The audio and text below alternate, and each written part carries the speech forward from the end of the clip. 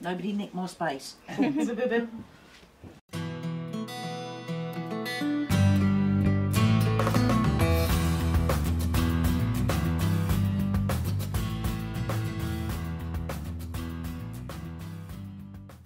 Greyhounds are the oldest breed of dog.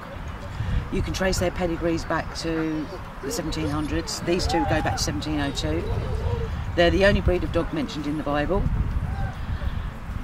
Although they are sprint dogs, they are also extremely lazy.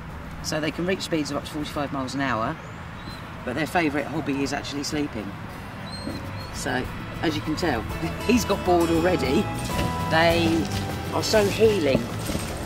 And if you live on your own, they give you an excuse to get up in the morning and to actually get out and do something. And you get to meet people in the park.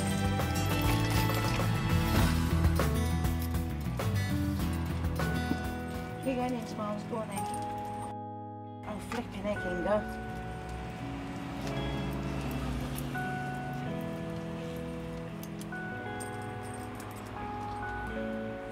Right, this is Smiler. And he was 13 in July. He's amazing. He's probably one of the best greyhounds I've ever had. He's always been cat friendly. He's always great with other dogs. Perfect off lead. Really unusual guy. Then we have Ben, and he will be 6 in November. And he's been living with me nearly 3 years. Very gentle giant is Ben. Next to me we have Evie, who is Ben's litter mate. So obviously she will be 6 in November as well. She's the nutter, I have to say. She's the playful one. Ben's very lazy, she's very playful. And then we have Grace, who we think is around about 3 years, but we don't really know, because she was found in Ireland by the side of the road with a smashed leg, which we didn't know if it was a car accident or it happened while she was hunting or whatever. So she was repaired and found her way to me 2 years ago. I adopted my first greyhound direct from a greyhound trainer, and I realised that a lot of the dogs he had at his kennels were retired, but he simply didn't have the time to find them homes. So I started to do it, and it just escalated. I met my first greyhound when I was 8 years old, and I was actually even offered a puppy at that point, but my parents flatly refused to let me have him. He was a little black boy, because they said he would eat the cats that we had.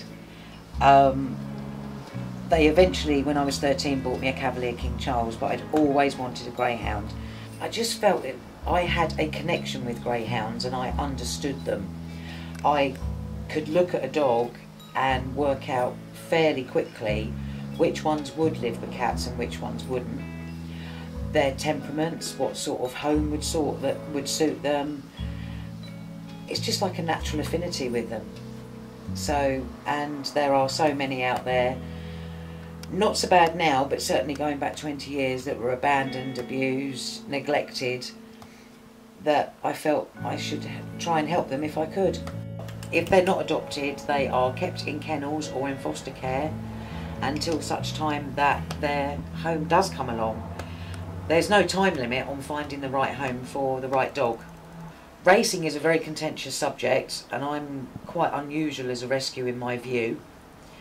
I do not believe racing should be banned, but kept to licensed tracks. I believe if you ban something, it goes underground.